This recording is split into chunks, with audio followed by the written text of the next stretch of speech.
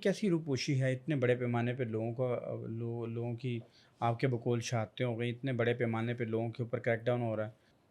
अभी निकलने से पहले जब लाहौर में 2 शहीद हो चुके थे और हुकूमत मना कर रही थी, तो क्या ज़रूरत थी? मैं तो हुकूमत के साथ टक्कर लेना कतन गैर मुनासिब समझता हूँ, शरन हराम समझता हूँ। लब्बैक वाले तो कहते हैं कि भाई हुकूमत से अगर टक्कर लेना इतना ही बड़ा मसला है तो फिर हुसैन पाक भी तो निकले थे ना, इस तरह की बातें करते हैं बिल्कुल वो। बेसमझ आदमी है। उनका निकलना गलत था, उनका अंदाज गलत था। इसके ऊपर तो तकलीफ हो रही थी कि ये क्या कर रहे हैं साथ साथ। तो वो अगर जुलूस नकार रहे हैं तो उनकी आवाज़ सुन लें, लेकिन ये जो हो रहा है ये तो ठीक नहीं हो रहा। साद रिजवी हैं या अनस रिजवी हैं, ये कहाँ हैं? अब तक ये मंजर आम पर क्यों नहीं आ रहे? देखिए, अब कुछ कहा नहीं जा सकता।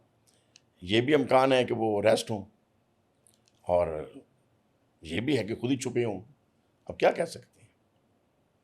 अच्छा। जब तक कुछ सामने दलील नहीं आती, कोई देखने वाला नहीं आता। हाँ, कुछ बातें ये भी सुनने को आ रही हैं कि वो खुद ही कहीं जहाँ हैं सेफ हैं और खुद ही वो रूह पोश हुए हुए हैं। खुद ही रूपोश हुए हैं। ये भी बातें सुनने को आ रही हैं, तरीके लबैक के बंदों से ही सुनने को आ रही हैं अच्छा, क्यों खुद रूपोश हुए कि हैं? खुद रूह पोश हुए हुए हैं। अब ये कुछ कहा नहीं जा सकता। अच्छा, ये बताइएगा, ये कैसी रूपोशी है इतने बड़े पैमाने पे लोगों का लोगों की आपके बकौल शहादतें हो गई, इतने बड़े पैमाने पे लोगों के ऊपर क्रैकडाउन हो रहा है। वो इतने इस काबिल भी नहीं है कि वो कोई बयान जारी कर दें, पॉलिसी अच्छा, जो स्टेटमेंट दे दें। पहले चंद एक शहीद होते रहे हैं, उस वक्त उनके बारे में इन्होंने क्या किया? अभी निकलने से पहले जब लाहौर में 2 शहीद हो चुके थे और हुकूमत मना कर रही थी, तो क्या ज़रूरत थी? क्या लाहौर में बैठ के नहीं अपना एलामिया पेश किया जा सकता था? मैं तो हुकूमत के साथ टक्कर लेना कतन गैर मुनासिब समझता हूँ, शरन हराम समझता हूँ। हम्म। मतलब जो भी हुकूमत है, ईसाइयों की हुकूमत हो, हिंदुओं की हो। लब्बैक वाले तो कहते हैं कि भाई हुकूमत से अगर टक्कर लेना इतना ही बड़ा मसला है तो फिर हुसैन पाक भी तो निकले थे ना, इस तरह की बातें करते हैं बिल्कुल वो। बेसमझ आदमी है। अच्छा। हज़रत इमाम कहते हैं ना अली ये मुकाम ने कहाँ यजीद के खिलाफ अलम बुलंद किया? ये आर्गूमेंट देते हैं। आपने यजीद को ना पसंद किया, यजीद के खिलाफ बगावत नहीं की, ना पसंद किया, नफरत करते थे, लेकिन आपने कोई सहाबा को इकट्ठा नहीं किया जी आओ जी निकलो जी यजीद के खिलाफ। बिल्कुल आपने अवॉइडिंग एटीट्यूड था, बस खामोशी थी। नबी रहमत सल्लल्लाहु अलैहि वसल्लम मक्का के अंदर 13 साल आप तबलीग करते रहे। आपने रियासत मक्का को कब, जो भी उनकी सरदारी निज़ाम था, कहाँ चैलेंज किया? आपने सिर्फ कलम हक फरमाया। और फिर मैं हज़रत मुजद्दद अल-फ़सानी रज़ी अल्लाह तआला की मिसाल जो हमारे अपने इलाके की है। अकबर बादशाह गुमराह हो चुका था, जिसने अपने आप को खुदाई का दावा कर दिया और अल्लाह का उतार कहने लग गया और सजदा करवाता था। इतना बड़ा जुर्म कभी किसी ने किया है? और उनके खिलाफ आप निकले, लेकिन आपने उसकी हुकूमत को चैलेंज नहीं किया, आपने उसकी इस्लाह की कोशिश की। और जब जहांगीर का वक्त आया तो जहांगीर ने जब आपको गिरफ्तार कर लिया हज़रत मुजद्दद अल-फ़सानी को, तो जहांगीर महाबत खान के हथे चढ़ गया, जो गवर्नर था जहांगीर का, अफगानिस्तान के इलाके का गवर्नर था और हज़रत मुजद्दद का अकीदतमंद था। जब उसने देखा कि जहांगीर उसके इलाके में दौरे पे गया हुआ था, तो महाबत खान ने गुस्से में गिरफ्तार कर लिया कि तूने मेरे पीर को गिरफ्तार किया है। उसने खत लिखा किला ग्वालियर में कि हजरत मैंने जहांगीर को गिरफ्तार कर लिया है, तख्ते शाही खाली है, आप संभालें। तो हजरत मुजद्दद ने क्या फरमाया? मुजद्दद अल-फ़सानी ने, आपने उस खत के पीछे लिखा, ओ महाबत खान, तूने ये काम क्यों किया है? जहांगीर तेरा बादशाह से माफी मांग, इसको रिहा कर।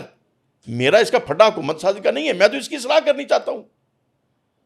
अब महाबत खान ने जो जहांगीर को गिरफ्तार कर लिया, सारी बात है वो तो, पर फिर उसके लिए तो बड़ा मुश्किल हो गया। अब छोड़ूंगा तो मेरी गर्दन उतार देगा।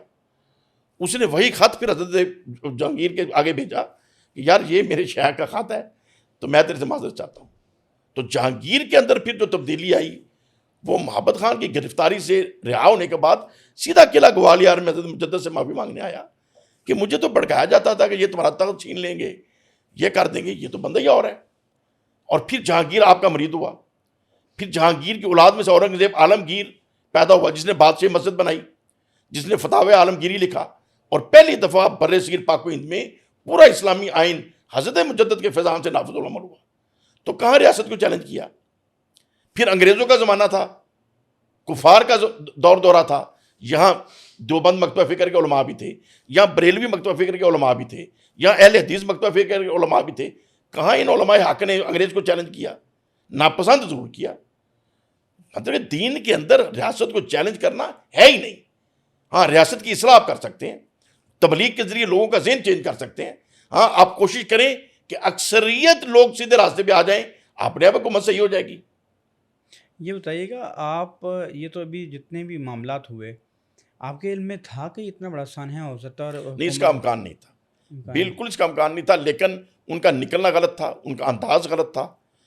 اس کے اوپر تو تکلیف ہو رہی تھی کہ یہ کیا کر رہے ہیں ساتھ ساتھ, لیکن یہ نہیں امید تھی کہ حکومت بھی وحش کے آنا اس طریقے سے پاگلوں کی طرح فائرنگ کر دے گی اور اس حد تک چلی جائے گی.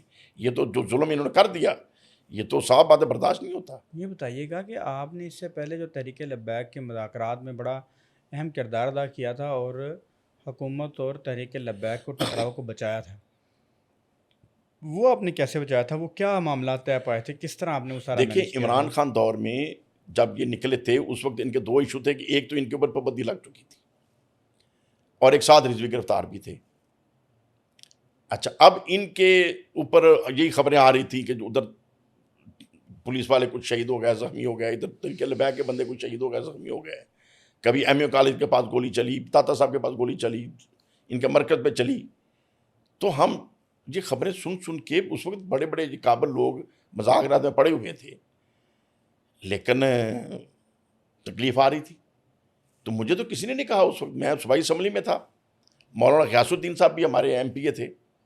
میں نے ان کو ایک دن پکڑا اور خود ہی میں اسپیشل اداروں کے دفتر میں چلا گیا چڑیا گھر کے ساتھ. اچھا, ادھر کرنل صاحب کے ساتھ میں نے ٹیلی فون پہ ٹائم لیا, انہوں نے کہا آ جائیں آپ کے ساتھ, کون سا مسئلہ ہے, اتنے بجے تشریف لے آئیں. میں اتنے بجے حاضر ہو گیا. تو ان کے ساتھ باتیں جو ہوئی, میں نے کہا جی یہ جو آپ کر رہے ہیں یہ ٹھیک نہیں ہے, یہ بڑا ظلم ہو رہا ہے. ٹھیک ہے, ان کا ایک مطالبہ ہے کہ جی شاد رضوی کو رہا کریں, آپ مانیں یا نہ مانیں وہ آپ کی حکومت کا کام ہے. اور پھر پابندی لگ گئی ہے, وہ بھی ایک دلیل سے بات کی جائے گی, عدالتوں کے اندر کیس چلے گا. تو وہ اگر جلوس نکال رہے ہیں تو ان کی آواز سن لیں, لیکن یہ جو ہو رہا ہے یہ تو ٹھیک نہیں ہو رہا. اچھا, اب ان کا تھا ویژن کیا, جو ٹھیک تھا ویژن, کہتے شرک پور صاحب دیکھیں یہ کیا آئے دن یہ چوک بند کر دیتے ہیں, اس طریقے سے حکومت کیسے چلے گی. ایک تھانے دار کہہ دے کہ بھائی آپ نے گھر سے باہر نہیں نکلنا, تو نہیں نکلنا چاہیے. یہ آئے دن شور شرابہ کرتے ہیں, آئے دن چوک بند کر دیتے ہیں, ان کے ساتھ سختی سے نپٹنا پڑے گا, یہ کرنا پڑے گا, وہ کرنا پڑے گا.